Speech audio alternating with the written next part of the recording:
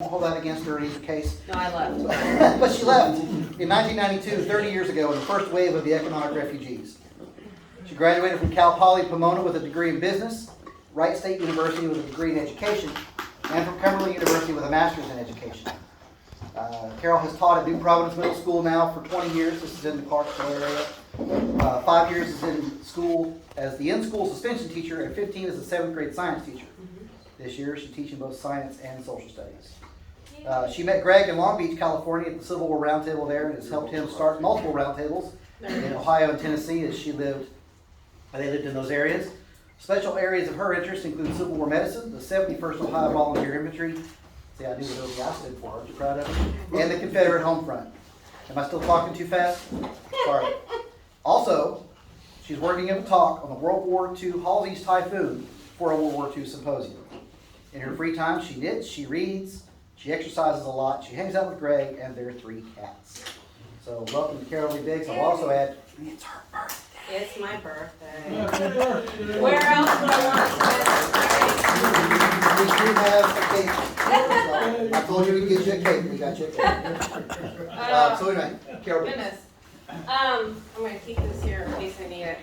And I will try to talk slow because I'm from out west and we talk fast there too.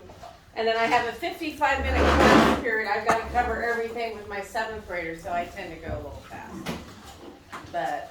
And this year I get to do science and social studies, which will be interesting. So I get to talk about the Black Death, which I can't wait for. That'll be fun. Yeah, you gotta see her Christmas booklet. Death, disease, death, disease, death, disease. Whatever. So there is a PowerPoint that goes with this, but I can do it without. I've punted in a classroom and everywhere else, so it's not going to be that difficult. Kind of how this talk started is about 22 years ago, I got bored with my corporate gig and went back to school to become a teacher because nothing's ever boring in middle school. And I had to take a class on doing a research paper about a science topic.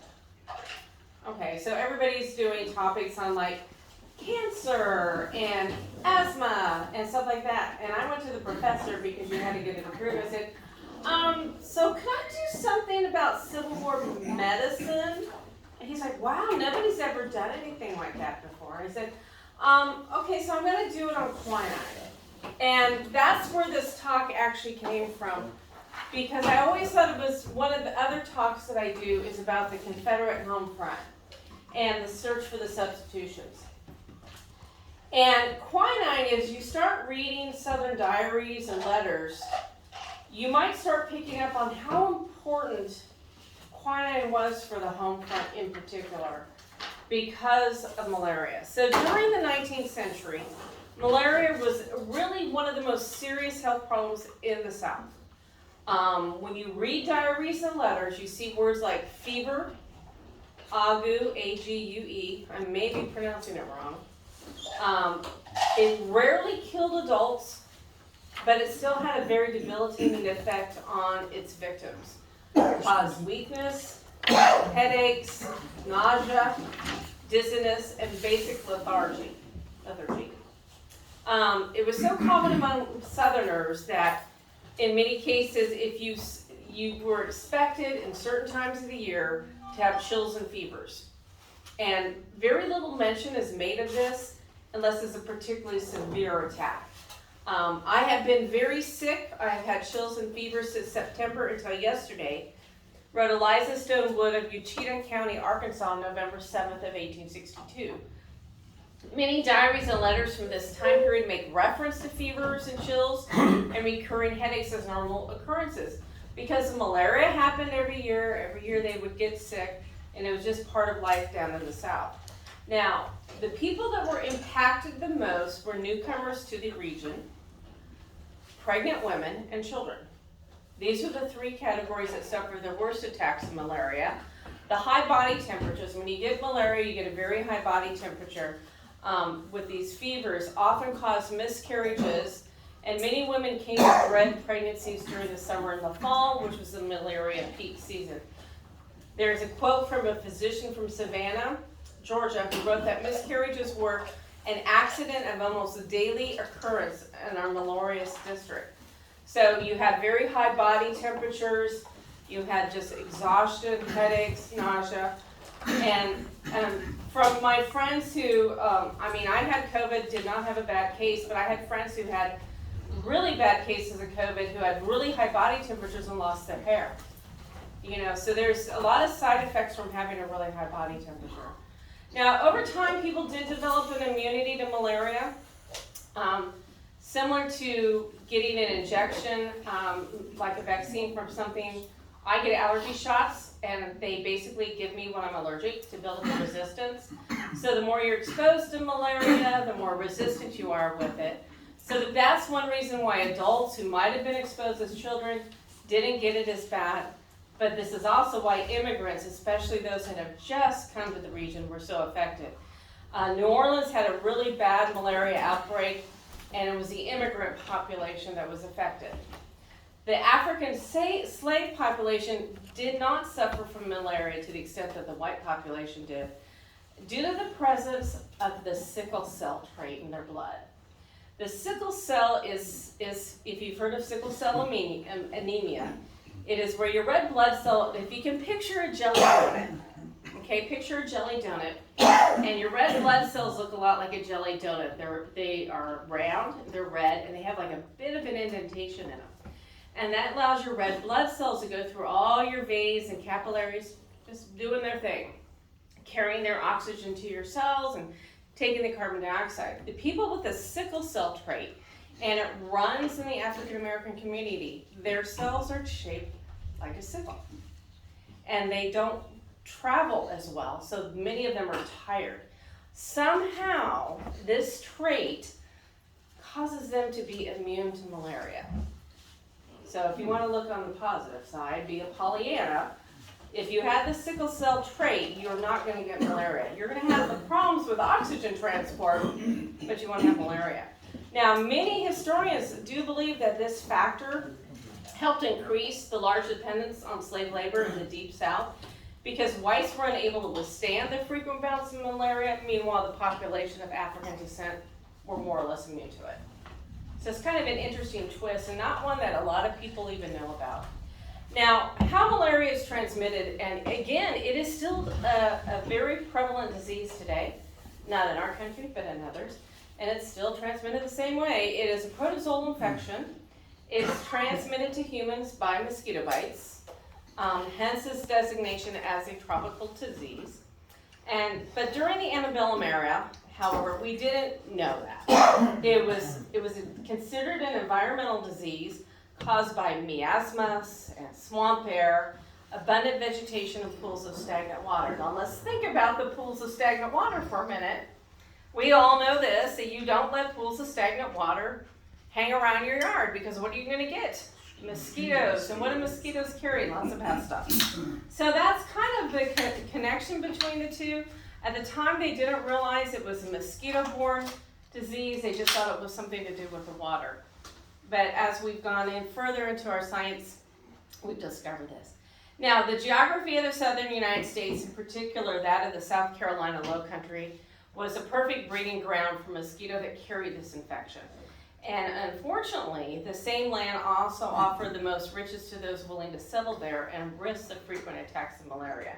But it wasn't not unusual for South Carolina planters to vacate their lowcountry plantations and flee to healthier cities along the coast, or maybe a mountain resort during the malaria season. And again, that's usually summer into fall.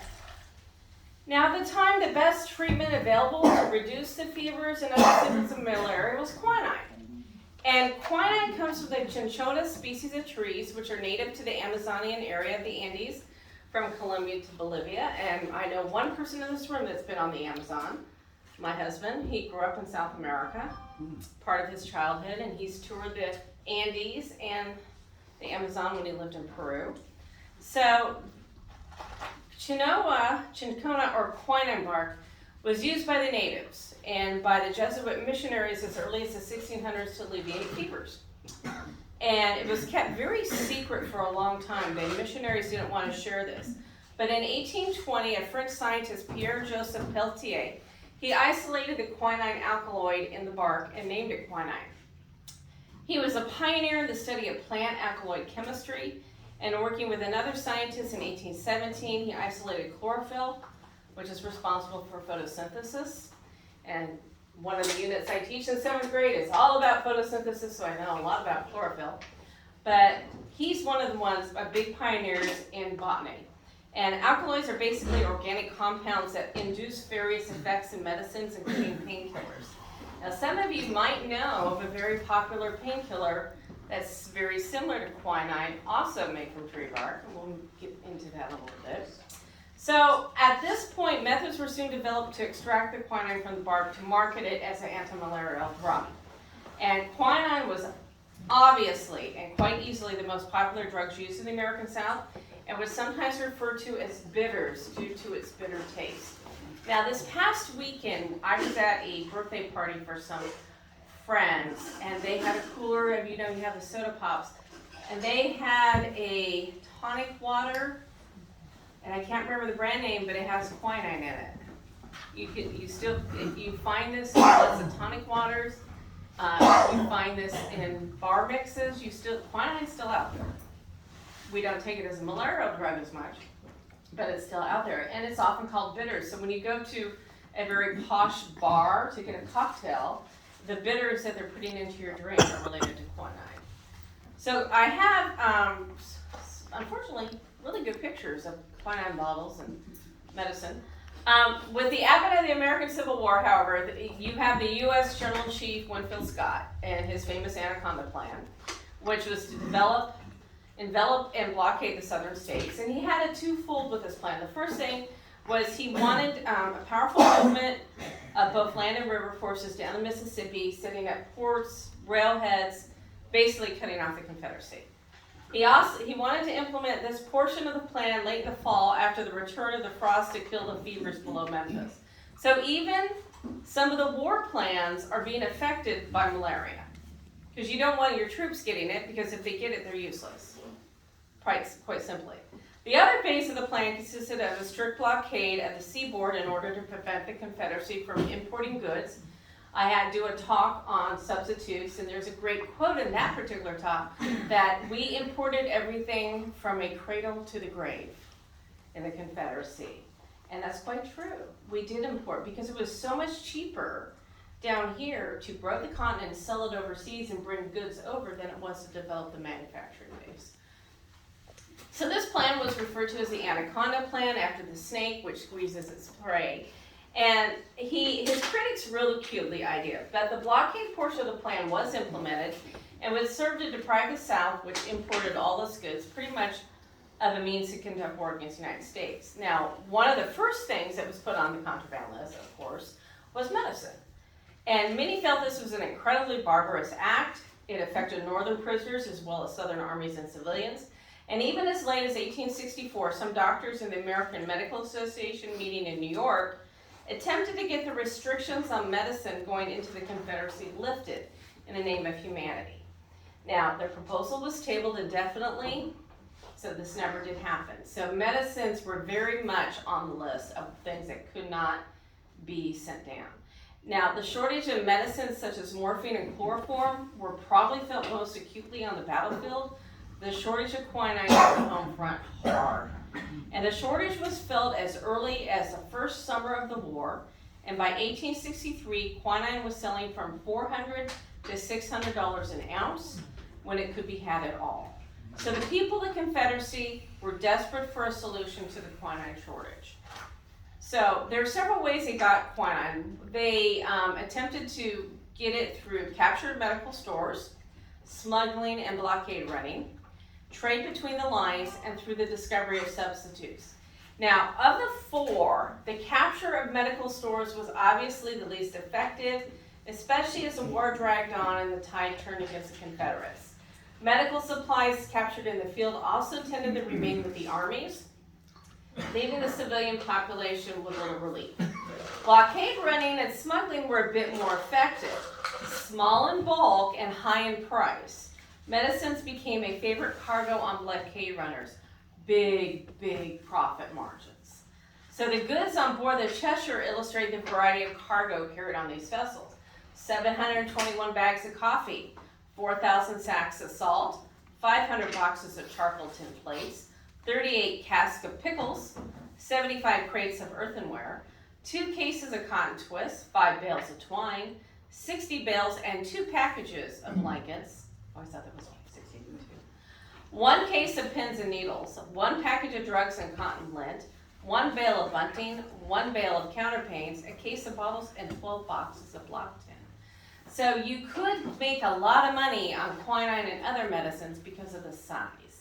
So while our common image of a blockade runner today is a dashing independent character, Brett Butler from Gone with the Wind comes to mind, but in reality, many of the blockade runners were actually, during the war, were actually owned or actually contracted by the government. Many of them are government run. And they carried supplies purchased by government agents in Europe. So the Confederate government had agents over in Europe who were doing the shopping, and then they put them on government ships, and it was government run the whole way. I mean, there was some independent profit, some, independent, like, I'm thinking of trucking companies. You have the guys that drive the trucks for the trucking companies, and what do they call Wildcat? The guys that are independent. But that wasn't as common as having the government ones. Now, military supplies were, of course, of utmost importance, yet medicines also figured prominently because the Army needed them too. Caleb House, did I say his name right? Hughes. Hughes, H-U-S-E. He's a purchasing agent for the Confederate government, and Greg and I do a lot of logistics and purchasing research, and he purchased over 13,000 pounds of medical supplies during the time he worked for the Confederate government. He most likely would purchase more, but the government's line of credit ran out in the early of 1862. So think about that. He had purchased 13,000 pounds of medical supplies by 1862. That's a lot. That's quite a bit. And blockade running was a very organized and efficient, but it was costly operation. It was organized primarily by Major Josiah Gorgas. He was chief of the Confederacy's Ordnance Bureau. And so the officials from the various bureaus had agents in Europe who purchased the supplies and arranged for shipment to Nassau and the Bahamas. And sometimes the port of Halifax, Nova Scotia up north was used, but that's primarily when the ships in Nassau were quarantined because of yellow fever epidemic. So again, another epidemic, another fun disease. At these ports, another government agent would meet the ships, and they arranged to have the goods loaded into smaller, specially built vessels to run the blockade. And many of these blockade runners left Nassau, and they were captained oftentimes by British officers who saw the opportunity for tremendous profits. I think it was said that 2 successful journeys, and once you paid for it, it was just pure gravy. That's all you really needed, and it was just a lot of money to be had. And so they would attempt to pass the United States fleet into ports along the Atlantic and the Gulf Coast. The government agency in charge of the Confederate drug supply was the Medical Purveying Company, or depot. And each depot served as a storehouse for supplies and had a staff of agents that purchased and collected supplies from abroad as well as locally. These agents traveled often to port cities or other large communities to procure their supplies brought in through the blockade, which were primarily for the Army's use. Now, some supplies were purchased while others were seized and impressed by the government. Not really popular. One agent by the last name of Stewart wired his superior after a chance encounter. I can buy 300 ounces of quinine at $16.50. Shall I take it? Please answer. These agents, however, did little for the civilian population, which really demanded the quinine. So one thing that I think a lot of people miss when studying Civil War history is the incredibly well-organized Confederate government logistics programs. They did a fantastic job moving supplies with a lot going against them. I mean, you had, and even like the industries that making the uniforms, they had packages they would send home, and they made them turn them in. The logistics is just phenomenal. And it was, the other thing that many people don't realize is their post office made a profit, something ours does not. Just a thought. Once a ship made it through the blockade and managed to unload its cargo at a port, the contents that were not going to the military were then auctioned off. And with each transaction, obviously the price for the medicines, especially quinine, would increase. So by the time it reached the local population, it was nearly too expensive for most people to afford. especially with the rampant inflation the Confederacy experienced. Local drugstores, however, knew they had a product and high demand and did not hesitate to advertise. As of September 30th in 1863, advertisement from the Athens, Georgia newspaper, the Southern Banner. Just received and for sale, bluestone, quinine, copperas, morphine, indigo, castor oil, madder, Epsom salts, blacking soda, prepared chalk, gum camphor, matches, cinnamon, toilet soaps, chloroform, brushes, and snuff, and etc. at R.M. Smith and Drug Store, North 10 Broad Street. So they would advertise. So these ships would come in, they would unload the contents, what was left, they bid on, and they start advertising. Very competitive. Now you have overland smuggling, and this was just as frequently used, and it ranged for the women who had the quinine in her skirts, quite easy to do considering the fashions of the time, to professional smugglers plying the inland rivers and ports. Many of us tend to forget that the rivers were a huge part of this incredible experience, that there were ports all along the rivers. Even today, there's ports that you don't even notice because the riverboat pulls up. We have a friend that works on the river in the Mississippi, and when they change crews, they just pull over to the bank and drop them off and pick them up, and off they go. And you would not even know that if you didn't know that somebody in that industry.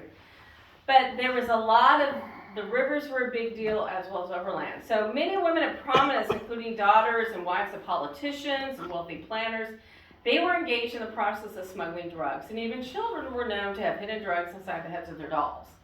Jenny Moon in Memphis would visit family in Ohio, and on at least one occasion crossing the Confederacy with 40 bottles of morphine, 7 pounds of opium, and a quantity of camphor hidden in the hems of her skirts and petticoats. Now, Mexico also provided entry for drug smuggling trade, as shown by the advertisement which appeared in the Austin State Gazette in July of 1864. The undersigned had received a large supply of drugs, chemicals, and more from Mexico, carefully selected there by a professional man, sent there expressly for that purpose, which they are selling at comparatively moderate prices. Among other things, they have on hand quinine, Castor and Toll is the name of the company. The drug smuggling trade suffered not only from the lack of product to smuggle, but from fears of poisoning and tampering. So rumors would fly that a shipment of quinine was poisoned by United States agents, causing panic among the population. We actually had something similar to that in Clarksville during the occupation. The rumor was going through that the bakeries were poisoning the pies, and so the soldiers stopped buying pies because they thought they would eat poison pies. It was a big poison pie scandal up there. So that was kind of common that you would find that there would be these rumors of poisoning going through. The Daily Southern Guardian reported in February '62 about a shipment of quinine that was laced with morphine and warned all medical purveyors and apothecaries to examine strictly whether quinine offered them for sale is put up in the usual manner and bears the ordinary trademark, and in case of the least step, to have recourse to analysis. Now, trading between the lines, although officially illegal in the view of both governments, served as another avenue to get supplies for the Confederacy. Memphis and New Orleans were the big centers for the shipment of cotton to the north, and officers and others were corrupted by the incredible money to be made trading between the lines. Many southern plantation owners sold their cotton to federal officers for greenbacks, gold, and even supplies. Federal officers in occupying areas also saw profits to be realized by selling needed supplies, including medicine, to the southern civilians. After the war, it was estimated by the United States Congress that over $30 million of supplies had been sold south during the course of the war. Get your Google out and figure out what that is today. Okay, I'm not sure what the exchange rate is at this point. It changes so much. So the Confederate government soon realized that the amounts of quinine smuggled in was not going to satisfy the demand of the civilian population. And obviously the solution had to come within the borders of the Confederacy. So the Confederate Surgeon General, Samuel P. Moore, he was appointed in June of '61, and he attempted to put together a medical department that could satisfy the needs of both the military and civilian populations. He attempted to weed out incompetent physicians by promoting examination boards and established the Confederate States Medical and Surgical Journal. He also was an advocate of trading cotton for medicine, and he established 2 distilleries that produced upwards of 300 barrels of whiskey per day for medicinal purposes. There's that famous quote in I think it was Governor Vance in North Carolina. He was just so bent out of shape that the government was using grain to make liquor for medicine when families were not having bread to eat. So there was a big controversy about that as well. But Surgeon General Moore quickly realized that research needed to be done on developing medicinal products within the borders of the country. So when the blockade worsened and the medicinal shortage grew worse, he established laboratories in Richmond, Virginia, Charlotte and Lincolnton, North Carolina, Columbia, South Carolina, Augusta, Macon, Atlanta, and Milledgeville, Georgia, Montgomery and Mobile, Alabama, Knoxville, Tennessee, Arkansas, and Tyler, Texas, to carry on research about indigenous plants. And while the laboratories never did have enough medical apparatus, they did call into service some of the best-known scientists in the South. Joseph and John LeConte, James Woodrow, W.R. Wilson Johnson, D.D. Kurtman, Julian Chisholm, and William Prelude were some of the researchers that told away in the government laboratories. If you read any medical journals from that era, those names will pop out. These were the tops of the tops. They were good, very dedicated scientists. Woodrow and the LeConte brothers were the most successful in the production of medicines, and they worked in a laboratory in Columbia for the duration of the war. And the Medical Purveyor's Office saw that these scientists were supplied with the necessary indigenous materials by advertisements such as the one appearing in the September 10th, 1862 of the Confederate Watchman published in Athens, Georgia. Domestic medicines. Some of the medical purveyors of the Confederate States are offering the following prices for the following domestic medicines. Poplar bark, 10 cents per pound. Wild cherry bark, 30 cents. Dogwood bark, 30 cents. Sassafras bark, 25 cents. Persimmon bark, 25 cents. Willow bark, 20 cents. Slippery elm bark, 30 cents. Red oak bark, 10 cents. Snake root, 50 cents. Blackberry root, 30 cents. Queen's Delight root, 25 cents. Blood root, 30 cents. Bone set, 10 cents. Pleurisy root, 25 cents. Where bark is wanted, the inner bark of the trunk and branches or the bark of the root is required. The outer coarse bark from the trunk should be removed before the inner bark is peeled off. So they were making, if you had some of these plants on your property, you could harvest some of this bark and sell it to the government for them to use for scientific research.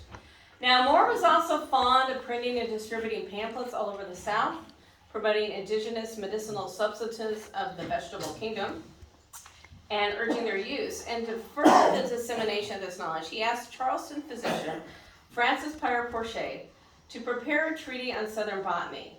And Porcher is a former editor of the Charleston Medical Journal and Review. And Charleston was well known to be a hotbed of great medical schools and wonderful doctors there. So this guy was pretty good at what he did. And he was a professor at the Medical College of Charleston. I love the names of his books, though, and his articles, because in the Victorian era, everything went on forever. So he published numerous papers on botany and medicinal uses, and he wrote one of my favorite Civil War books, all 594 pages, of resources of southern fields and forests, medical, economical, and agricultural, being also a medical botany of the Confederate States with practical information of the useful properties of trees, plants, and shrubs. Put that in your Kindle, right? Try to put that in your Amazon wish list. And by the way, it is been republished. Last I looked, I think it's available free on Google Books. So I paid $90 for a reprint. You can get it for free now. But it's a fun book because you can look up things by reverse lookup. So say you want to blacken your shoes, like black shoe polish, you can look that up and you can find things to use. Or you can look up, say, anything I can use bone set with. So you can look up by product as well as usage. And it's a neat book. So, what was the book again? You want me to say the whole thing? Most people call it Southern Fields and Forests. Southern Fields. And the author's name his name is spelled like Porcher, but it's Porcher. Porcher. And it was originally published in 1863 and is considered the most important medical work to be published in the Confederacy. His goal was to provide a handbook of recipes utilizing native plants that people could use as substitutes for items no longer available due to the blockade including coffee, flour, fence posts, and medicine. So it's not just medicines, it's other things. It's a lot of food substitutions and things like household cleaners. Like, for example, starch was very important for women's clothing, especially the white petticoats. And you couldn't get starch, but you could boil potatoes and take the starch from white potatoes and use that as a substitute. It's things like that that are in there. Now, Porcher was aided in his quest by the public's desire for successful substitutes for items that were no longer available. So early in the war, with the first flush of patriotism, finding a substitute was a really competitive enterprise among women who would compete to see who could spin the best yarn with the prettiest cloth or knit the most socks. And as the war went on, the search for substitutes, especially for quinine, became really serious business. The call went out from the newspaper editors, and Southern housewives eagerly sent in recipes for various substitutes. The Daily Southern Guardian of Columbia, South Carolina, published a substitute for quinine as early as 1861. Here's the recipe. The inside bark of the dogwood root is almost as good a tonic as quinine. And before the latter came in use, dogwood bark tea was a very common remedy with Southern people in the country for the cure of ague and fevers and chills. Okay, some of the concoctions sent into Porcher and the other art scientists are to our modernized, somewhat frightening. One tonic, guaranteed to be a cure-all, consisted of vinegar with nails or iron filings in it. No second dose is ever needed. It is enough to show the patient the bottle. I bet. Nothing like rusty vinegar to drink. Uric acetate. Yeah. Many of the recipes sent in contain whiskey, pepper, and salt, along with other items such as berries, leaves, roots, and fruits. One mixture used for sore throats consisted of milk, charcoal, and turpentine, while a popular headache remedy contained a teaspoonful of charcoal and 1/3 teaspoon of soda mixed with hot water. How's your dinner? Yeah. Many substitutes were submitted for quinine, and about 8 or 9 were recommended with frequency. Porcher listed 5 direct substitutes for quinine in his book, along with an additional 23 antiperiodics that he suggested may alleviate fevers of all types. Fevers were what we call periodic. They would come on a regular basis, and so an antiperiodic was a word that he coined that suggested things that were like a regular fever that would come in. So the barks of willow, dogwood, and popular trees were recommended by Porcher, along with knotgrass. His preference, however, was tea of thoroughwort or boneset. According to Porcher, thoroughwort or boneset tea used hot in the cold states of malaria fever, meaning when you're not running hot, you're not hot, but you're chills. And cold in the hot stages, opposite, is believed by many physicians in South Carolina. They've used it since the beginning of the war to be the very best of our indigenous antiperiodics as a substitute for quinine. It is thought to be superior in this respect to either poplar bark, willow, or dogwood. Now, see if anyone knows this. I always get somebody who does. What's aspirin made out of? Acetylsalicylic acid. Which comes from willow trees. The bark actually contains salicylic acid, Right. but because that upsets your stomach, it's modified by putting an acetyl group on the phenolic group. Yep. Also comes from black cherries. Yeah. So a lot of the stuff that we actually use today in our medicines actually do come from plants. The reason why I knew about the black cherry was that because if you shorten it down, it's BC powders. Yeah. Interesting. And Wow, yes. parts of the cherry tree, including the pits, also contain cyanide. Yeah. I also know like black walnut trees that grow a lot up north, they will kill plants within their root area. So like as their roots grow out, if you want to plant a shrub here, it's not going to happen. They have like a toxin in them. A natural roundup. Yeah, pretty much. Yeah, that's a good way of putting it. Unfortunately, boneset grew primarily in the damp lowlands of North Carolina, was not available everywhere in the Confederacy. But the Austin State Gazette in May of '62 published the following recipe for the best substitute for quinine. The best substitute for it, if indeed it be not equal to quinine itself, may be obtained with all ease by taking the inside bark of the red dogwood, thought to be preferable to the white dogwood, cut it up fine and put it in a kettle covered with pure water. Boil it down to the consistency of molasses or jelly. During the process of boiling, it should be strained once or twice to free it from all impurities, and thus being boiled down, it may be put away in bottles. When wanted for use, it can easily be made into pills by mixing with flour. So the Galveston Weekly News in September of '62 recommended the berry of the common dogwood taken as a pill to replace quinine. Red pepper, tea, and table salt were also recommended, and turpentine rubbed on the body was another solution in lieu of quinine. But overall, the most popular substitutes for quinine outside of the Carolinas was dogwood, cherry, or willow tree bark. If available, the bark of all three were boiled together and combined with whiskey and called Old Indigenous by surgeons and the public alike. The medicine contained 30 parts dried dogwood bark, 30 parts dried poplar bark, 40 parts dried willow bark, and as much whiskey as necessary. I guess that's open to interpretation. Hear anything. Oh yeah, pretty much. Well, when I was little, my father, he believed in hot toddies. You know what I'm talking about? Lemon, honey, whiskey, whatever. And I remember being, about this big 50 years ago, and going with him to the liquor store to pick out what flavor brandy I wanted in my hot toddy. Blueberry at the time.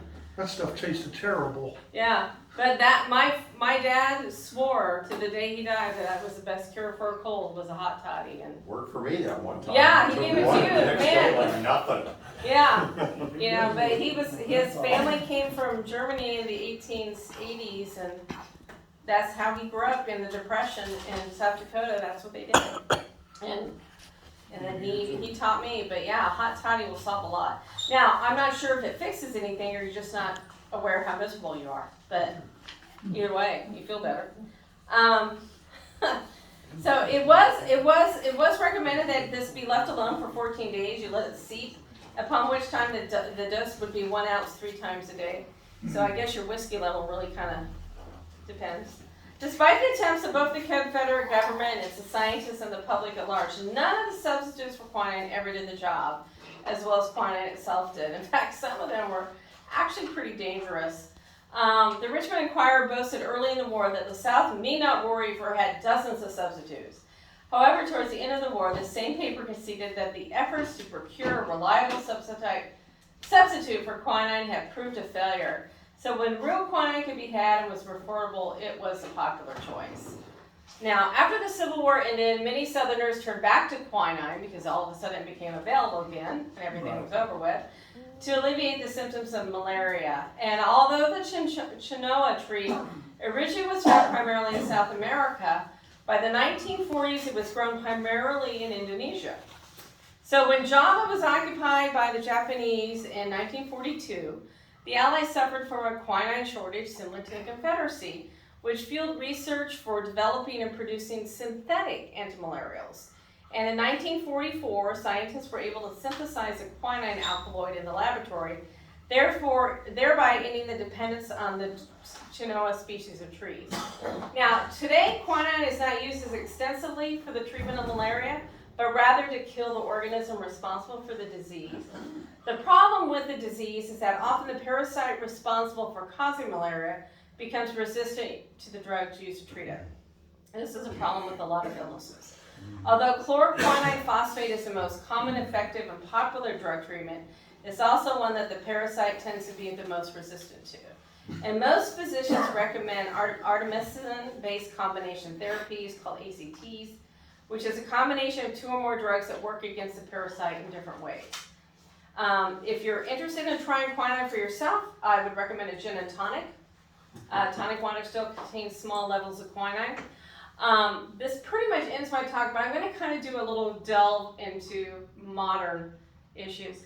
One of the things I found interesting during COVID was how areas that suffered from high rates of malaria naturally and tended to take a lot of these chloroquine products in their population did not suffer with COVID as bad as other parts of the world. And I obviously have done no research into this. I'm a 7th grade science teacher. But to me, there's a lot of similarities between malaria and some of the symptoms from COVID, the high fevers, the lethargy, stuff like that. So I thought it was very interesting that places like South Africa and stuff, they did not suffer to the extent that other places did.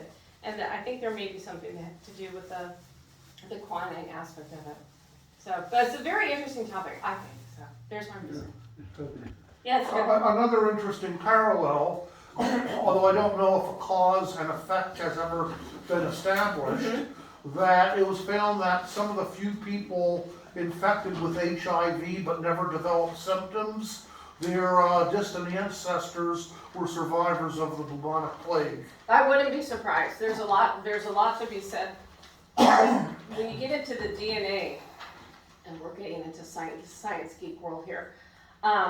You're in the right place. Yeah. Because I introduce my students, this is like their first introduction to DNA is in 7th grade in Tennessee. But you can look at DNA and trace so far back, you can trace regions of where somebody came from. And even like archaeologists, if there's enough DNA in something that they've discovered, it's amazing what they can find out. So it's just interesting. It's sort of along the same vein of like, I used to get strep throat a lot as a kid. And I remember my pediatrician asking my mom if anyone in the family had ever had scarlet fever. Well, my grandmother had. And having scarlet fever and strep throat, they're related. And so if you had somebody in the family that had scarlet fever, you would have a higher risk of getting strep. And so when I got strep, my mother had to take medication as well, because she was at a greater risk of getting it than the average public. Now, one question I often get, and I have never found in my research, and I'm sort of of the belief if you have to see it repeated 3 times to actually feel that it's legit. But I get people like, did they take quinine and like extend it by using the substitute? You know, like mixing the little quinine they had that was uber expensive with the substitute. Never have I found any instance in any diary or anything that they did that. To me, that would almost make sense, but for whatever reason, I've not found proof that they did it, so I'm not going to say it happened. But who knows? I don't know. When I was up in Chicago recently, I was staying at a friend of mine's house, and there was a Henry Fonda movie. I didn't catch the beginning of it. Set in New Orleans in like 1852. When the yellow fever epidemic hit the city, and he of course gets it and will end up dying. But their cures, if you will, Are awful. Yeah, they had the Washington Artillery of New Orleans, the legendary artillery battery, which were 5 companies in the Civil War. The 5th out here in the West, the other 4 with the Army of Northern Virginia, and the number 6 company was the training company. They would fire their cannons periodically in New Orleans, as if that was going to drive away the yellow fever. And then there were smoke pots all over the place, you know, and all this kind of, and they pretty much put a clamp down with the Louisiana militia in terms of, if you catch it, you're found outside, they shoot you. No questions asked, he's got it, boom. And they don't discover the cure, what causes yellow fever until the Panama Canal, and isolated the mosquito that carried it. The mosquitoes are not nice. Well, no, mosquitoes are not nice. And there's a Gorgas connection with that. You got West Nile, you got malaria, you got yellow fever, but be nice to bats, because bats eat 18 times their weight in mosquitoes every night. That's right. So bats are good. Oh, 3 times their weight. I think I read somewhere it was 18. Yeah. Whatever it is, they eat a lot. Yeah, they do eat a They lot. have between 3 and 18, you did good. Yeah. Hey, If you go to Austin, Texas, and I go out there twice a year on business, the Congress Avenue Bridge over the Colorado River has 1 million bats that live underneath it. And one of the biggest tourist draws, there's a big area on the southeast corner along the riverbank. You just pull up your little blanket, sit down, and in the time of year where it's light out, around 8 o'clock, you'll start seeing a couple of them trickle out. And they always fly to the east, away from the sun. And then by about 8:30, it's like somebody turns on the tap and it's just this wall of bats for about 45 minutes. It's the most amazing, and guess what? No mosquitoes in Austin, Texas. I've been going here for years, I've yet to be bitten by mosquitoes. Well, the point about the sickle cell traits, there's a recessive gene that causes sickling. If you have no copies, you don't get the resistance to malaria. You have 1 copy, you get sickle cell traits, which is mild sickling. If you have 2 copies, you usually die of anemia before you reach adulthood. But that's one factor. Another factor was natural immunity from being exposed to the Plasmodium. And also the people, the indigenous African people, knew how to put their homes up above the riverbanks on high ground. The Europeans came in, put their homes right on the river like they did in Europe, and of course they're dropping like flies.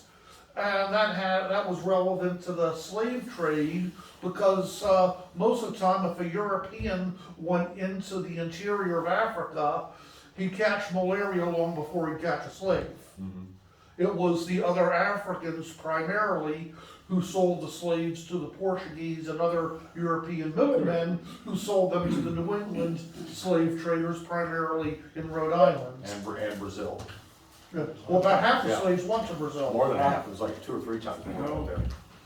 Cool. Well, good? Y'all? Good. Yeah, okay, awesome. All right. Shoot,